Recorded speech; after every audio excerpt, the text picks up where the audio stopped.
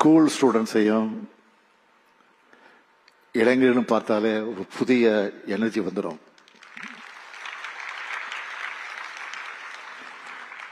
உங்க வயசுல என்ஜாயும் பண்ணலாம், நல்லா படிச்சு சாதிச்சு மற்றவங்களுக்கு எடுத்துக்காட்டாகவும் மாறலாம்.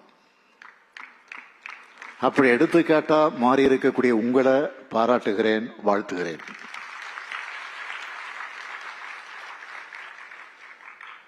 மாணவர்களை சந்திக்கிற ஒவ்வொரு முறையும் கல்வியோட முக்கியத்துவத்தை எடுத்து சொல்லிக்கிட்டே இருக்கேன். கொரோனா டைம்ல நம்ம ஆட்சிக்கு வந்தப்பவும் அந்த பெருந்தொற்றால குழந்தைகளுடைய கல்வி பாதிக்கப்படக்கூடாதுன்னு இல்லம் தேடி கல்வி போன்ற முன்னெடுப்புகளை எடுத்து கல்வி வழங்கணும். நாங்க உங்க மேல வச்ச நம்பிக்கைக்கு பலன்தான் உங்களுடைய சாதனைகள்.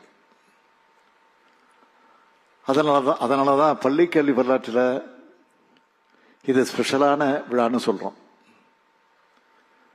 வேற எந்த ஸ்டேட்லையும்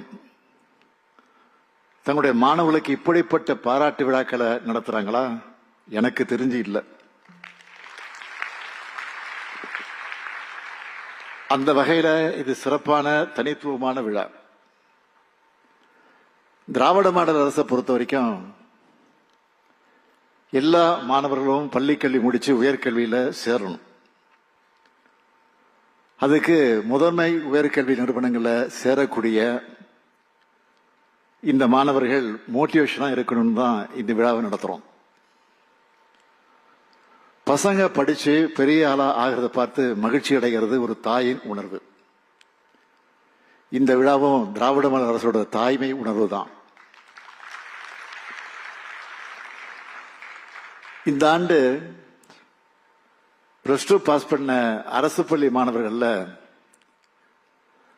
உயர்கல்வியில சேர்ந்தவங்களோட எண்ணிக்கை எவ்வளவு தெரியுமா? 75 விழுக்காடு. இந்த நம்பர் அடுத்த ஆண்டு இன்னும் அதிகமா பீட் பண்ணக்கூடிய அளவுக்கு வரும்னு நான் எதிர்பார்க்கிறேன்.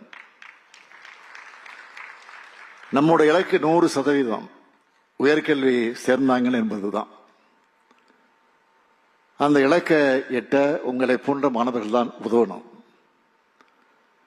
உங்க நண்பர்களுடைய நண்பர்கள்னு யாராவது காலேஜில் சேரலன்னா எந்த சூழ்நிலையிலும் அவங்க படிப்பு கைவிடப்படக்கூடாதுன்னு சொல்லி அவங்கள நீங்க படிப்பை தொடர வைக்கணும். இங்க வந்திருக்கக்கூடிய நீங்க எல்லாரும் பெரிய உயரத்திற்கு போக போறீங்க. அந்த உயரத்தினுடைய முதல் அடி காலேஜ் லைஃப். அதுலயும் நாட்டிலேயே முதன்மையான கல்வி நிறுவனங்கள்ல நுழையும் போது உங்களுக்கு புது கதவுகள் திறக்கும், புது சூழல் அமையும், புது அனுபவங்கள் கிடைக்கும்.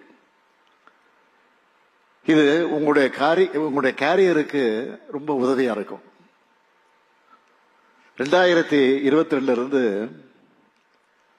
கடந்த 3 ஆண்டுகள்ல நம்ம அரசு பள்ளி மாணவர்கள எத்தனை பேருக்கு முதன்மை உயர்கல்வி நிறுவனங்கள் இடம் கிடைச்சிருக்கு தெரியுமா?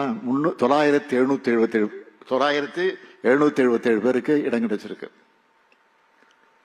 இந்த ஆண்டு மட்டும் எவ்வளவு தெரியுமா? 901. இன்னும் பல உயர்கல்வி நிறுவனங்கள் அட்மிஷன் முடியல. அதனால இந்த எண்ணிக்கை இன்னும் அதிகமாகும்னு நான் நம்புறேன். இதுல இன்னொரு சிறப்பு என்னன்னா, கடந்த 3 ஆண்டுகளா ஐஐடிக்குள்ள சிங்கிள் டிஜிட் நுழைஞ்சுக்கிட்டு இருந்த நம்ம பசங்க இந்த ஆண்டு 27 பேர் நுழைய போறாங்க. அதான் டபுள் டிஜிட். குறிப்பிட்ட சில டிபார்ட்மெண்ட் இல்லாம 93 முதன்மை உயர்கல்வி நிறுவனங்கள்ல 50 டிபார்ட்மெண்ட்ஸ்ல 901 அரசு பள்ளி மாணவர்கள் சேர்றாங்க. இதுல 150 பேர் மாற்றுத்திறன் கொண்ட குழந்தைகள். இதனால்தான் தம்பி அன்பில் மகேஷ் அடிக்கடி சொல்றாரு, அரசு பள்ளிகள் வறுமையின் அடையாளம் அல்ல, பெருமையின் அடையாளம். இந்த பெருமையை எங்களுக்கு தேடி தந்து நெஞ்சு நிமித்து பேச வச்சிருக்கக்கூடிய எல்லோருக்கும் என்னுடைய வாழ்த்துக்கள், பாராட்டுக்கள். நாட்டின் முதன்மை உயர்கல்வி நிறுவனங்களுக்கு போற மாணவர்களாக உங்களுக்கு நன்றி சொல்லிக்கிறது. அச்சப்படாதீங்க, தயங்காதீங்க. காடு எதுவா இருந்தாலும் சிங்கம்தான் அங்க சிங்கிள், சிங்கம்தான் அங்க ராஜா.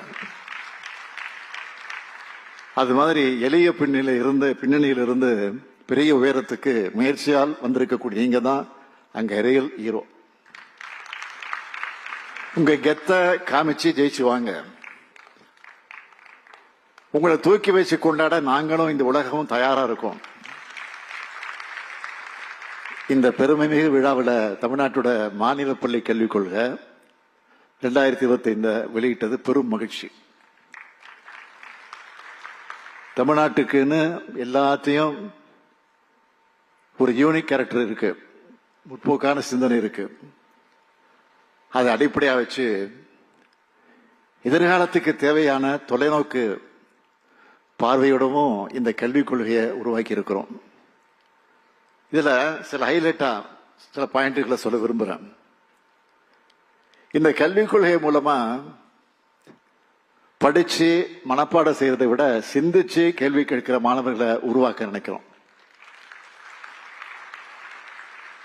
எதிர்கால வாழ்க்கைக்கு தேவையான ஆற்றலை வழங்க போறோம். தொழில்நுட்ப மனம் படைச்சவங்களா மாணவர்களை உருவாக்க நினைக்கிறோம். படிக்கிறவங்களாக மட்டுமல்ல, படைப்பாற்றல் கொண்டவங்களாக மாணவர்களை உருவாக்க நினைக்கிறோம். கல்வியோட உடற்பயிற்சியும் இணைக்கப்படும். தாய்மொழி தமிழ் நம்மோட அடையாளமா பெருமிதமா இருக்கும். முக்கியமா தமிழும் ஆங்கிலமும் என்கிற இருமொழி கொள்கைதான் நம்மளோட உறுதியான கொள்கையாக இருக்கும். மீண்டும் சொல்றேன், இருமொழி கொள்கைதான் நம்முடைய உறுதியான கொள்கை. ஒவ்வொரு ஒன்றியத்திலையும் புதிய மாதிரி வெற்றி பள்ளிகள் அமைக்கப்படும். உண்டு உறவிட பள்ளிகள் உருவாக்கப்படும். கல்வி தொலைக்காட்சியும் மணற்கேணி செயலியும் ஒவ்வொரு வீடும் ஒரு வகுப்பறை என்ற நிலையை உருவாக்கும். மதிப்பெண்களாக இல்லாம மதிப்பீடுகளை நோக்கிய பயணமா தேர்வு முறை அமையும். பசுமை பள்ளிகள், ஸ்மார்ட் வகுப்பறைகள் உருவாக்கப்படும். நான் முதல்வன் திட்டம் வேலைக்கு வழிகாட்டுவதாக மட்டும் இல்லாம வாழ்க்கைக்கு வழிகாட்டுவதாக அமையும். இப்படி கல்வித்துறையில மாபெரும் மாற்றத்தை கொண்டு வர இருக்கிறோம். ஒரு வரையில சொல்லணும்னா, அனைவருக்கும் கல்வி, அனைவருக்கும் உயர்தர கல்வி. இதுதான் நம்ம திராவிட மாடல் அரசுடைய கல்விக் கொள்கை. பள்ளிகள் எல்லோருக்குமானது. அங்க யாருக்கும் தடை இல்லை, தடுக்கப்படவும் விடமாட்டோம். யாரும் புறக்கணிக்கப்படக்கூடாது. கல்வி பாகுபாட்டை நீக்குவோம். நீங்க விரும்புகிற கல்வியை பெறுவதற்கான வாசலை நம்ம கல்விக் கொள்கை திறந்து வைக்கும். சமத்துவ கல்வியை உருவாக்குவோம். அறிவு கல்வியை அறிமுகம் செய்வோம். முக்கியமா அது பகுத்தறி கல்வியாக இருக்கும். அறிவியலுக்கு புறமான பிற்போக்கு சிந்தனைகள் பள்ளிகளில் நுழைய அனுமதிக்க மாட்டோம். நம்ம மாணவர்கள் உலகளவு போட்டி போட்டு வெற்றி பெற இந்த மாநில கல்விக்குள்ள துணையாக இருக்கும். மொத்தத்தில் கல்வியில முன்னணி மாநிலமாக இருக்கிற தமிழ்நாட்டை மேலும் முன்னேற்றுவோம். கல்வி மூலமா எதிர்காலத்தில் நீங்க எல்லோரும் பெரிய பெரிய அதிகாரிகளாக, அரசியல் தலைவர்களாக, அறிவியலாளர்களாக, மருத்துவர்களாக, சட்ட அறிஞர்களாக, பொறியாளர்களாக, கலைஞர்களாக உருவாகி உங்க வீட்டுக்கும் தமிழ்நாட்டுக்கும் பெருமை சேர்க்கணும். இது போன்ற இன்னொரு மேடையில உங்களை எடுத்துக்காட்டா சொல்லி மற்றவங்களை ஊக்கப்படுத்துகிற அளவுக்கு நீங்களும் உயரணும் வாழ்த்து விடைபெறுகிறேன். நன்றி, வணக்கம்.